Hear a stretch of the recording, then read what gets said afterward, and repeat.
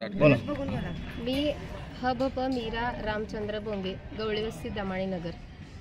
मराठ्यांना आरक्षण मिळणं ही खूप महत्त्वाची बाब आहे आणि यामध्ये हे आरक्षण आम्हाला मिळणं हे अत्यंत गरजेचं आहे।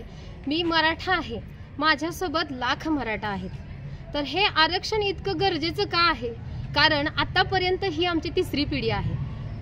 67 पासून हे मराठ्यांचा आरक्षणाचा लढा हा सतत सुरू आहे।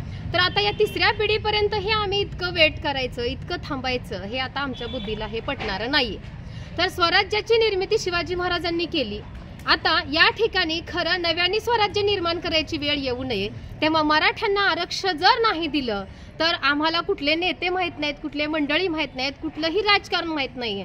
तर मराठा समाज हा स्वराज्याची निर्मिती करण्यासाठी पुन्हा एकदा उभा राहील, हे इथं मला 3 वेळा हे सांगावं लागेल। म्हणून मराठ्यांना आरक्षण देणं, आता या ठिकाणी जे काही नेते आहेत, ते राजकारणातले नेते आहेत, नितीन राणे, त्याचबरोबर नितीश राणे, त्याच्यानंतर अजितदादा, त्याचबरोबर एकनाथ देवेंद्र फडणवीस, तर हे सगळे मराठा असून सुद्धा मराठ्यांची बाजू घ्यायला नाकारतायत। याचं विशेष किंवा याचं जे गुपित आहे हे अजून समाजाला कसं कळत नाहीये।